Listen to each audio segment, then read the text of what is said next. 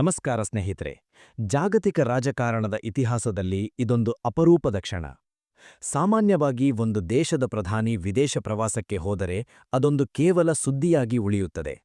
ಆದರೆ ಜಗತ್ತಿನ ಅತೀ ಭಯಾನಕ ಗುಪ್ತಚರ ಸಂಸ್ಥೆ ಮೊಸಾದ್ ಹೊಂದಿರುವ ಅಮೆರಿಕದಂತಹ ಮಹಾಶಕ್ತಿಗೆ ಮಿಸೈಲ್ ತಂತ್ರಜ್ಞಾನ ಕಲಿಸುವ ಇಸ್ರೇಲ್ ಎಂಬ ಪುಟ್ಟ ರಾಷ್ಟ್ರ ಭಾರತದ ಪ್ರಧಾನಿಯ ಭೇಟಿಗಾಗಿ ಇಡೀ ಜಗತ್ತೇ ಬೆರಗಾಗುವಂತೆ ಕಾಯುತ್ತಿದೆ ಎಂದರೆ ಅದರ ಹಿಂದಿನ ಅಸಲಿ ಗಮ್ಮತ್ತೇನು ಅಂತ ನೀವು ಯೋಚನೆ ಮಾಡಿದ್ದೀರಾ? ಇಸ್ರೇಲ್ ಪ್ರಧಾನಿ ಬೆಂಜಮಿನ್ ನೆತನ್ಯಾಹು ಇತ್ತೀಚೆಗೆ ಕ್ಯಾಮರಾ ಮುಂದೆ ನಿಂತು ಒಬ್ಬ ಪುಟ್ಟ ಮಗುವಿನ ಉತ್ಸಾಹದಲ್ಲಿ ಮುಂದಿನ ವಾರ ನಮ್ಮ ದೇಶಕ್ಕೆ ಯಾರು ಬರ್ತಿದ್ದಾರೆ ಗೊತ್ತಾ ಎಂದು ಕೇಳಿದಾಗ ಇಡೀ ಜಗತ್ತು ಒಮ್ಮೆ ಸ್ತಬ್ಧವಾಯಿತು. ಅದು ಭಾರತದ ಬಗ್ಗೆ ಅವರಿಟ್ಟಿರುವ ಅಪಾರ ಗೌರವವೋ ಅಥವಾ ಇಂದಿನ ಸಂಕಷ್ಟದ ಪರಿಸ್ಥಿತಿಯಲ್ಲಿ ಭಾರತದ ಅನಿವಾರ್ಯತೆಯೋ? ಗಾಜಾ ಯುದ್ಧದ ನಂತರ ಇಡೀ ಯುರೋಪ್ ಇಸ್ರೇಲ್ ವಿರುದ್ಧ ತಿರುಗಿಬಿದ್ದಿದೆ. ಅರಬ್ ರಾಷ್ಟ್ರಗಳು ಕೆಂಗಣ್ಣು ಬೀರುತ್ತಿವೆ. ಹಳೆಯ ಮಿತ್ರರೇ ಇಸ್ರೇಲ್ ಪ್ರಧಾನಿಯನ್ನು ಅರೆಸ್ಟ್ ಮಾಡಬೇಕು ಎಂದು ಅಂತಾರಾಷ್ಟ್ರೀಯ ನ್ಯಾಯಾಲಯದ ಮೆಟ್ಟಿಲೇರಿದ್ದಾರೆ. ಇಂತಹ ಚಕ್ರವ್ಯೂಹದಲ್ಲಿ ಸಿಲುಕಿರುವ ಇಸ್ರೇಲಿಗೆ ಇಂದು ಭಾರತ ಒಬ್ಬ ಸಾಮಾನ್ಯ ಮಿತ್ರನಾಗಿ ಕಾಣುತ್ತಿಲ್ಲ. ಬದಲಾಗಿ ಜಗತ್ತಿನ ಅತ್ಯಂತ ಭರವಸೆಯ ಸಂಜೀವಿನಿಯಾಗಿ ಕಾಣುತ್ತಿದೆ. 140 ಕೋಟಿ ಜನಸಂಖ್ಯೆಯ ಭಾರತ ಮತ್ತು ಇಸ್ರೇಲ್ ನಡುವೆ ಮುಂದಿನ ವಾರ ನಡೆಯಲಿರುವ ಆ ಒಂದು ಭೇಟಿ ಜಾಗತಿಕ ಭೂಪಟದ ಸಮೀಕರಣವನ್ನೇ ಹೇಗೆ ಬದಲಿಸಬಲ್ಲದು? ನೆತನ್ಯಾಹು ಭಾರತದ ಮೇಲೆ ಇಷ್ಟೊಂದು ನಂಬಿಕೆ ಇಟ್ಟಿದ್ದಕ್ಕೆ ಅಸಲಿ ಕಾರಣವೇನು? ಇಸ್ರೇಲ್ ತನ್ನ ಉಳಿವಿಗಾಗಿ ಭಾರತದ ಜೊತೆ ಮಾಡುತ್ತಿರುವ ಆ ರಹಸ್ಯ ಪ್ಲಾನ್ ಆದರೂ ಏನು? ಈ ಕುರಿತಾದ ಕಂಪ್ಲೀಟ್ ಇನ್ಫರ್ಮೇಷನ್ ಈ ವಿಡಿಯೋದಲ್ಲಿದೆ. ಮಿಸ್ ಮಾಡದೆ ಪೂರ್ತಿಯಾಗಿ ನೋಡಿ. ಹಾಗೂ ನೀವಿನ್ನೂ ಜಿಯೋಸ್ಕೋಪ್ ಕನ್ನಡ ಯೂಟ್ಯೂಬ್ ಚಾನೆಲ್ ಅನ್ನು ಸಬ್ಸ್ಕ್ರೈಬ್ ಆಗಿಲ್ಲ ಅಂದ್ರೆ ಈ ಕೂಡಲೇ ಸಬ್ಸ್ಕ್ರೈಬ್ ಆಗಿ.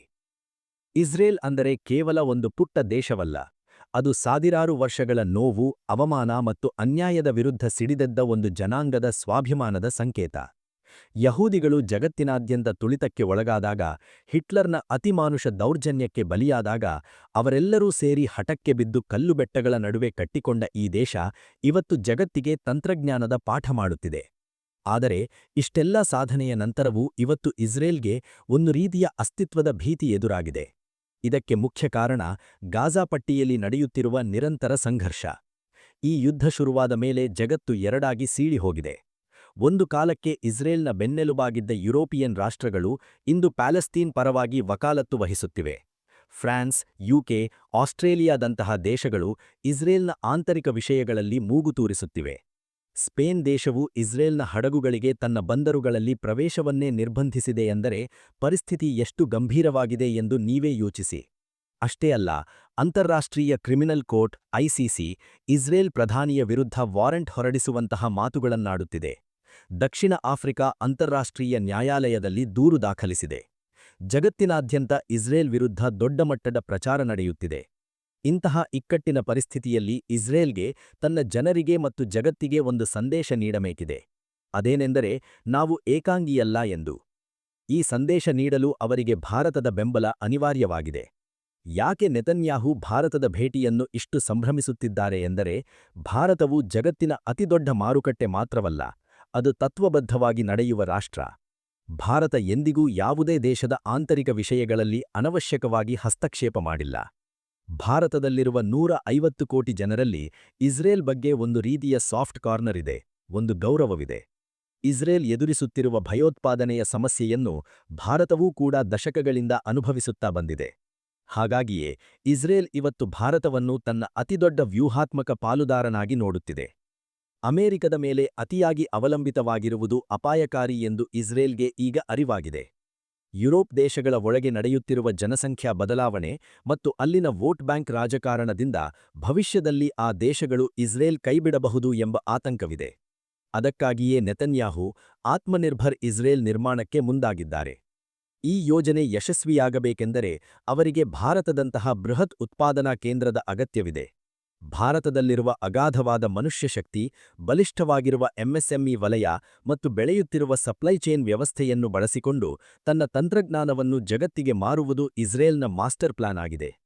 ಭಾರತ ಯಾವತ್ತೂ ಇನ್ನೊಬ್ಬರ ಆಂತರಿಕ ವಿಷಯದಲ್ಲಿ ಮೂಗು ತೂರಿಸುವುದಿಲ್ಲ ಎಂಬ ಭರವಸೆ ಇಸ್ರೇಲಿಗಿದೆ. ಭಾರತದ ಬಲಪಂಥೀಯ ವಿಚಾರಧಾರೆಗಳು ಮತ್ತು ಇಸ್ರೇಲ್ನ ರಾಷ್ಟ್ರೀಯ ನಿಲುವುಗಳು ಒಂದಕ್ಕೊಂದು ಪೂರಕವಾಗಿವೆ. ಇದೇ ಕಾರಣಕ್ಕೆ ನೆತನ್ಯಾಹು ಭಾರತದ ಪ್ರಧಾನಿಯನ್ನು ಅತ್ಯಂತ ಉತ್ಸಾಹದಿಂದ ಬರಮಾಡಿಕೊಳ್ಳುತ್ತಿದ್ದಾರೆ. ಇದು ಕೇವಲ ಮಿಲಿಟರಿ ಸಂಬಂಧವಲ್ಲ, ಇದು ಎರಡು ದೇಶಗಳ ಆರ್ಥಿಕತೆ ಮತ್ತು ಭವಿಷ್ಯದ ಭದ್ರತೆಯನ್ನು ಗಟ್ಟಿಸುವ ಒಂದು ಬೃಹತ್ ವ್ಯೂಹ. ಇಸ್ರೇಲ್ ಬಳಿಯಿರುವ ಬುದ್ಧಿವಂತಿಕೆ ಮತ್ತು ಭಾರತದ ಬಳಿಯಿರುವ ಶಕ್ತಿ ಸೇರಿದರೆ ಜಾಗತಿಕ ರಾಜಕಾರಣದಲ್ಲಿ ಹೊಸ ಶಕ್ತಿಯ ಉದಯವಾಗುವುದು ಖಂಡಿತ. ಈ ರಾಜತಾಂತ್ರಿಕ ಚರ್ಚೆಗಳ ನಡುವೆ ನಾವೆಲ್ಲರೂ ಅತ್ಯಂತ ಗಂಭೀರವಾಗಿ ಗಮನಿಸಬೇಕಾದ ಮತ್ತು ಆತ್ಮಾವಲೋಕನ ಮಾಡಿಕೊಳ್ಳಬೇಕಾದ ಒಂದು ಘಟನೆಯ ಬಗ್ಗೆ ನಾನೀಗ ಹೇಳಲೇಬೇಕು. ಕಳೆದ ವರ್ಷ ಕರ್ನಾಟಕದ ಗಂಗಾವತಿ ತಾಲೂಕಿನ ಸಾಣಾಪುರ ಎಂಬಲ್ಲಿ ನಡೆದ ಒಂದು ಕ್ರೂರ ಘಟನೆ ಇಡೀ ಭಾರತ ದೇಶವೇ ಅಂತಾರಾಷ್ಟ್ರೀಯ ಮಟ್ಟದಲ್ಲಿ ತಲೆ ತಗ್ಗಿಸುವಂತೆ ಮಾಡಿತ್ತು. ವಿಶ್ವವಿಖ್ಯಾತ ಹಂಪಿ ಪ್ರವಾಸೋದ್ಯಮ ತಾಣಕ್ಕೆ ಅತ್ಯಂತ ಹತ್ತಿರವಿರುವ ಈ ಪ್ರದೇಶಕ್ಕೆ ಇಸ್ರೇಲ್ ಮೂಲದ ಯುವತಿಯೊಬ್ಬಳು ತನ್ನ ಗೆಳೆಯನೊಂದಿಗೆ ಪ್ರವಾಸಕ್ಕೆ ಬಂದಿದ್ದಳು. ಅತಿಥಿ ದೇವೋ ಭವ ಎನ್ನುವ ಸಂಸ್ಕೃತಿ ನಮ್ಮದು ಎಂದು ನಾವು ಹೆಮ್ಮೆಯಿಂದ ಹೇಳಿಕೊಳ್ಳುತ್ತೇವೆ. ಆದರೆ ಅಂದು ರಾತ್ರಿ ಪಾನಮತ್ತರಾಗಿ ಬಂದಿದ್ದ ಹಂದಿಮಲ್ಲ, ಸಾಯಿ ಮತ್ತು ಶರಣಪ್ಪ ಎಂಬ ಮೂವರು ಕಾಮುಕರು ಆ ಇಸ್ರೇಲಿ ಯುವತಿಯ ಮೇಲೆ ಸಾಮೂಹಿಕ ಅತ್ಯಾಚಾರ ಎಸೆದಲ್ಲದೆ ಆಕೆಯನ್ನು ರಕ್ಷಿಸಲು ಬಂದ ಆಕೆಯ ಗೆಳೆಯನನ್ನೇ ಬರ್ಬರವಾಗಿ ಕೊಲೆ ಮಾಡಿದ್ದರು. ಈ ಸುದ್ದಿ ಕಾಳ್ಗಿಚ್ಚಂತೆ ಜಗತ್ತಿನಾದ್ಯಂತ ಹರಡಿತ್ತು. ಇಸ್ರೇಲ್ನಂತಹ ಮಿತ್ರರಾಷ್ಟ್ರದ ಪತ್ರಿಕೆಗಳಲ್ಲಿ ಭಾರತದಲ್ಲಿ ಇಸ್ರೇಲಿ ಪ್ರವಾಸಿಗರಿಗೆ ರಕ್ಷಣೆ ಎಲ್ಲಿದೆ ಎಂಬ ಪ್ರಶ್ನೆಗಳು ಎದ್ದಾಗ ನಮಗೆ ಆಗಿದ್ದ ಮುಜುಗರ ಅಷ್ಟಿಷ್ಟವಲ್ಲ. ಒಬ್ಬ ಅಪರಾಧಿಯ ಕೃತ್ಯದಿಂದ ಇಡೀ ದೇಶವೇ ಅಪರಾಧಿಯ ಸ್ಥಾನದಲ್ಲಿ ನಿಲ್ಲುವಂತಾಗಿತ್ತು.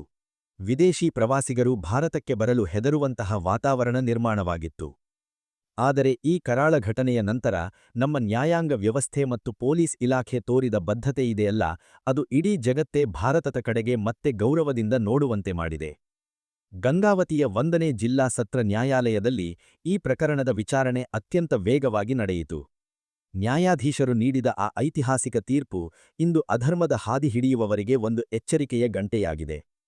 ಅತ್ಯಾಚಾರ ಮತ್ತು ಕೊಲೆ ಎಸೆದ ಆ ಮೂವರು ಕಾಮುಕರಿಗೂ ಮರಣದಂಡನೆಯ ಶಿಕ್ಷೆಯನ್ನು ವಿಧಿಸುವ ಮೂಲಕ ನ್ಯಾಯಾಲಯವು ಭಾರತದ ಮಣ್ಣಿನಲ್ಲಿ ಮಹಿಳೆಯರ ಮೇಲೆ, ಅದರಲ್ಲೂ ಅತಿಥಿಗಳ ಮೇಲೆ ದೌರ್ಜನ್ಯ ಎಸೆದರೆ ಸಾವು ಖಂಡಿತ ಎಂಬ ಬಲವಾದ ಸಂದೇಶವನ್ನು ರವಾನಿಸಿದೆ.